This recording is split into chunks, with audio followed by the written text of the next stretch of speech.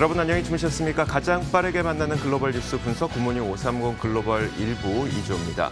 자, 지난밤 사이 미국 증시가 3대 지수 모두 동반 올랐습니다. 여러 가지 호재거리들이 있었는데 먼저 저희가 어제 주말 뉴스로 전해드렸었던 백신 개발과 관련된 호재들을 비롯해서 대형 M&A가 협상이 이루어졌다는 소식들 이런 것들이 시장에 큰 도움이 됐습니다.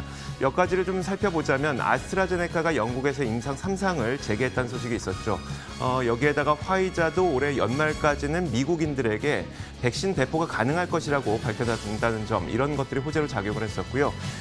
또 오라클이 이 마이크로소프트를 제치고 틱톡을 인수하기로 결정이 됐습니다. 여기에다가 엔비디아는 ARM을 인수하기로 결정을 했고요. 또 길리어드 사이언스가 이뮤노메딕을 인수한다는 소식이 있었는데 이 소식과 함께 이뮤노메딕의 주가는 오늘 하루 만에 거의 2배나 오르는 모습이 나타나기도 했었습니다. 자, 이런 백신에 대한 기대감, 또 대형 M&A에 대한 기대감 이런 것들이 작용을 하면서 시장을 이끌어줬고요. 다만 지금까지 시장을 이끌었었던 대형 기술주들은 다소 열기가 좀 식어가는 모습이었습니다. 다만 이런 가운데서도 애플은 그래도 강세를 보였고 테슬라가 급등을 하면서 급반등을 하면서 시장 상승을 이끄는 모습이었습니다. 자, 이런 시장 현상들이 있었습니다. 어떤 내용이 있었는지 지금부터 차근차근 정리해드리도록 하겠습니다. 굿모닝 530 글로벌 1부 바로 출발하겠습니다.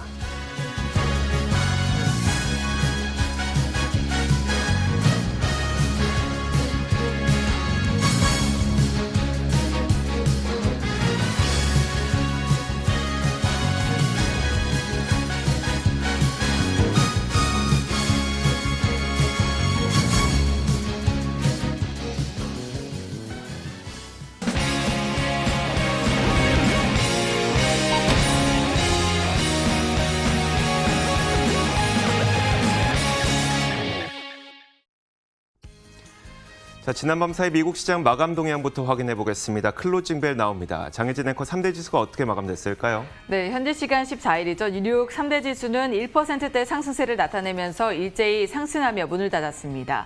주요 기업들의 인수합병 소식에 코로나19 백신 기대감까지 더해지면서 여러 호재가 두드러진 장이었는데요. 이달에만 10% 넘게 빠졌던 애플이 오늘 3% 올랐고요. 테슬라는 하루 만에 12% 반등에 나서주면서 그간 낙폭을 회복하는 모습이었습니다. 이날 줄줄이 이어진 인수합병 소식이 이외의 종목들의 주가를 또 끌어올려줬는데요. 먼저 어제 중국의 바이트댄스가 유력한 최종 인수자 후보였던 마이크로소프트와 오라클을 두고 고심 끝에 틱톡 미국 사업 인수자로 오라클을 선정했다라고 밝혔죠.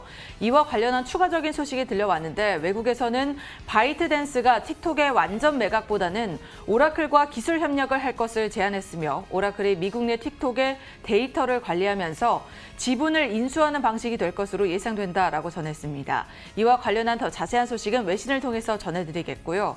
틱톡을 인수하게 된 오라클의 주가는 이날 4% 넘게 오른 채 마감을 했습니다. 미국의 반도체 회사죠. 엔비디아가 또 일본의 소프트뱅크로부터 반도체 설계 회사 ARM을 400억 달러에 사들인다는 소식도 지수 상승을 이끌어줬고요. 미국의 대표 제약사죠. 길리어드는 항암제 제조사인 이뮤노메딕스를 25조 원에 인수하기로 합의를 했다는 소식도 전해지고 있습니다. 이 두 기업의 합병은 면역 항암제 시장 진출에 좀 도움을 줄 것으로 예상되고 있습니다.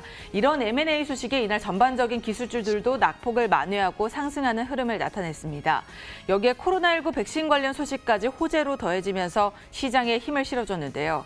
현재 임상 3상 시험에 임하고 있는 영국 제약사죠. 아스트라제네카가 지난주에 이 부작용을 이유로 임상 시험을 일시 중단해 우려를 키웠었는데 다행히 다시 영국에서 시험을 재개했다는 소식이 전해지면서 코로나19 백신 조기 개발에 대한 기대감을 회복시켜줬고요. 미국 제약사죠. 화이자의 CEO는 미국 규제 당국으로부터 연말까지 백신 사용 승인을 받을 가능성이 있다며 이에 대비 중이라고 밝혔습니다. 그러면서 그는 화이자가 이미 백신 생산을 시작했으며 수십만 회분을 만들었다고 전하는 등 코로나19 백신 관련 긍정적인 소식들까지 이어지는 모습이었습니다. 보다 자세한 마감 상황도 함께 보시죠. 먼저 다우지수입니다. 이날 1.18% 올랐는데요. 28,000선에 다시 한번 바짝 다가선 모습이었습니다. 27,993포인트 거래 마쳤습니다.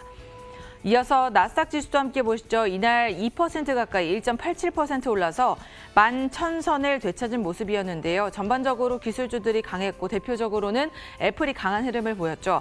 11,056포인트에 거래 마친 모습이었습니다. 마지막으로 S&P 500 지수입니다. 1.27% 상승해서 3,383선에 거래 마친 모습이었습니다. 이렇게 3대 지수는 이날만은 1%대 상승세를 보이면서 일제히 좋은 흐름으로 장을 마쳤는데요. 상품 시장은 어땠을까요? 자, 상품 선물 시장도 하나하나 살펴보겠습니다. 먼저 국제 금값부터 보겠습니다.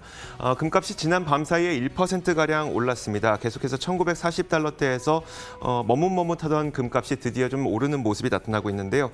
일단 달러가 약세를 보였고 또 이번 주에 예정된 FOMC 회의에서 완화적인 통화정책 기조를 다시 한번 확인해 줄 것이라는 기대감이 작용을 한 것으로 분석이 되고 있습니다. 덕분에 금값은 약 1% 올라서요. 1967.4달러에 현재 이 선물 시장에서 거래가 되고 있습니다. 자, 그렇다면 이제 달러 가치가 어느 정도 약세를 보였는지 한번 살펴보도록 하겠습니다. 자, 달러 인덱스인데요. 달러 인덱스가 뭐 아주 강한 약세는 아니었습니다. 하지만 그래도 0.3% 정도 이 약세로 돌아서는 모습이 나타났고요. 93 초반까지 내려온 채 거래가 되고 있습니다. 자, 이어서 국제 유가도 한번 살펴보도록 하겠습니다. 자, WTI 국제 유가는 다소 하락하는 모습이 나타났습니다. 일단 유가의 경우에는 코로나19의 글로벌 확진자 수는 계속 증가하고 있는 상태죠. 그러다 보니까 글로벌 원유 수요가 다소 주춤거릴 수 있다는 우려가 작용을 하고 있습니다. 자, 게다가 그것을 확인시켜줬던 게 오펙이 글로벌 원유 수요가 946만 배럴 감소했다고 밝혔는데요. 뿐만 아니라 조만간 리비아에서는 원유 생산을 재개할 것이라는 소식까지 있다 보니까 유가의 하락 요인으로 작용을 했습니다. 큰 폭의 하락은 아닙니다만 0.1% 정도 약보합권 거래가 되면서 37.29달러에 움직이고 있습니다. 자, 마지막으로 10년물 국채 금리 살펴보도록 하겠습니다.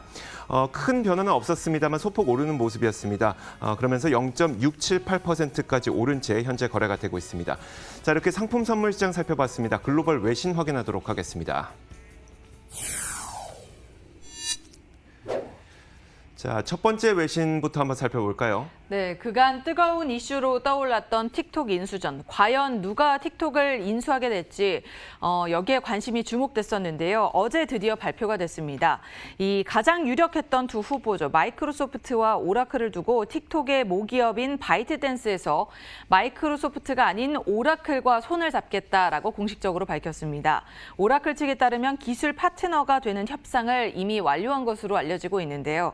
스티븐 무누신 미 재무장관은 이에 대해서 주말 사이 인수와 관련한 제안서를 받았고 오라클이 신뢰받는 그런 기술 파트너로서 국가 보안 문제를 대변할 수 있고 또 틱톡을 미국에 본사를 둔 다국적 기업으로 설립하는 것을 포함하고 있다면서 이에 대해서 2만 개의 새로운 일자리가 생길 것으로 기대를 한다라고 전했습니다.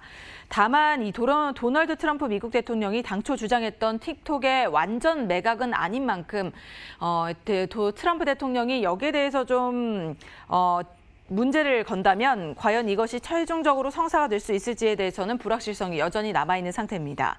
이번 주에 외국인 투자심의위원회를 거쳐서 이들 협상안에 대한 검토가 이루어지고 트럼프 대통령이 여기에 대해서 최종 승인을 하게 되는데요.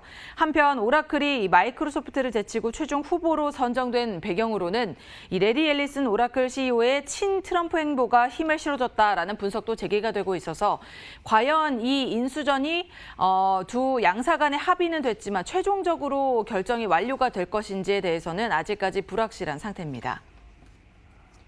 자, JP모건이 S&P 500 지수가 올해 추가적으로 약 6% 정도 더 오를 수 있을 것이라고 전망을 했습니다. 그러면서 목표치를 올해 연말 S&P 500의 목표치는 3,600으로 제시를 했는데요. 이 JP모건은 막대한 통화정책의 지원과 그리고 글로벌 경기의 리오프닝, 또 기술주들의 장기 성장 이런 것들이 기업 이익 회복세가 예상보다 빠르게 나타나게 만들고 있다면서 이런 전망을 내놓은 겁니다. 다만 최근 기술주의 상승세가 좀 둔화된 점에 대해서는 이렇게 분석을 했습니다. 다른 섹터, 다시 말하자면 코로나 팬데믹으로 직격탄을 맞고 아직 정상화되지 않은 그런 섹터들이 하반기에 회복되는 동안 시장을 지지해주는 역할을 해줄 것이다. 이런 분석을 내렸는데 조금 더 구체적으로 설명을 해보자면 최근 기술주의 열기가 약간 식은 것 같긴 합니다. 하지만 기술주는 팬데믹의 영향에서 상대적으로 자유로운 그런 기업들이죠. 한편 팬데믹의 직격탄을 맞은 기업들은 2분기의 실적에 저점을 찍고 지금 빠르게 반등을 하고 있는 모습입니다. 소비와 기업 활동도 단계적으로 정상화되고 있고요. 그러니까 팬데믹의 직격탄을 맞고 아직 정상화되지 못한 기업들이 이제 정상화되는 과정에서 기술주들의 열기는 좀 식은 것 같아 보여도 시장을 지지해주면서 올해 연말 S&P 500 지수가 3,600까지 다다를 것이라고 전망했습니다. 네, 미국의 IPO 시장이 이번 주 가장 바쁜 한 주를 맞이할 것으로 예상되고 있습니다. 지난해 5월 우버가 상장한 이후에 이번만큼 이렇게 많이 기업들이 상장한 것은 또 이례적인데요. 특히 미국의 소프트웨어사를 무더기로 이 증시 상장에 나설 예정인데 지난해 5월 이 우버가 상장한 이후 메말랐던 기술주 기업 공개 시장에는 반가운 소식들이 줄줄이 이어지고 있습니다. 이번 주에만 12곳의 기업이 상장할 것으로 예상이 되고 있고 이 규모는 68억 달러죠. 우리 돈으로는 8조 원에 달하는 규모가 상장을 할 것으로 기대가 되고 있습니다. 지난해 5월에 우버가 81억 달러로 상장을 했는데 이를 포함해 총 96억 달러를 기록했던 때 이후 가장 큰 장이 될 것으로 보입니다. 특히 이번에는 소프트웨어 기업들이 기업 공개 러시에 나서고 있어서 총 8조 원이라는 규모 중 절반을 이 소프트웨어 기업들이 차지하고 있는데요. 이 가운데서도 클라우드 소프트웨어 업체 스노우플레이크가 IPO에서 22억 달러, 우리 돈으로는 2조 원이 넘는 규모로 조달할 것으로 예상을 하고 있고요. 이는 2007년 VM웨어를 넘어서 미국 소프트웨어 업체 사상 최대의 IPO 규모가 될 것으로 예상되고 있습니다.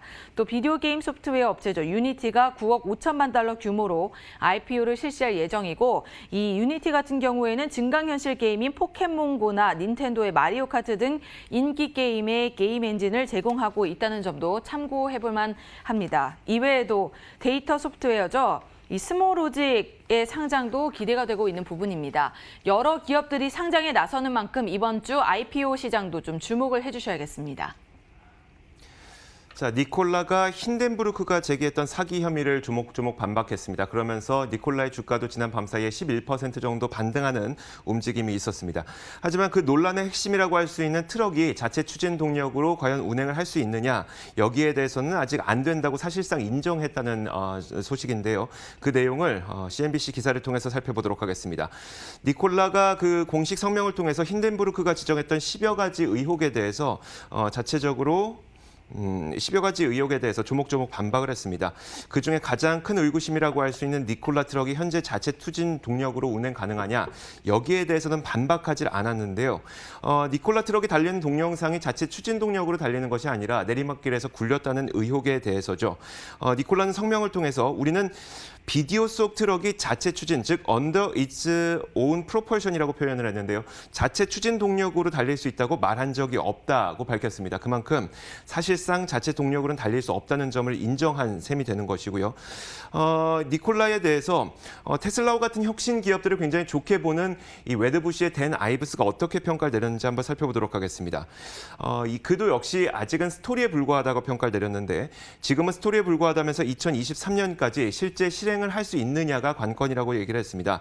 만약에 아리조나 공장을 짓고 프로토타입을 양산형으로 만들고 또 충전 네트워크까지 건설을 한다면 그 기회는 어마어마하겠지만 앞으로 1년에서 1년 반 정도는 헤쳐나가야 할 숲이 더 많다라고 지적을 하기도 했습니다.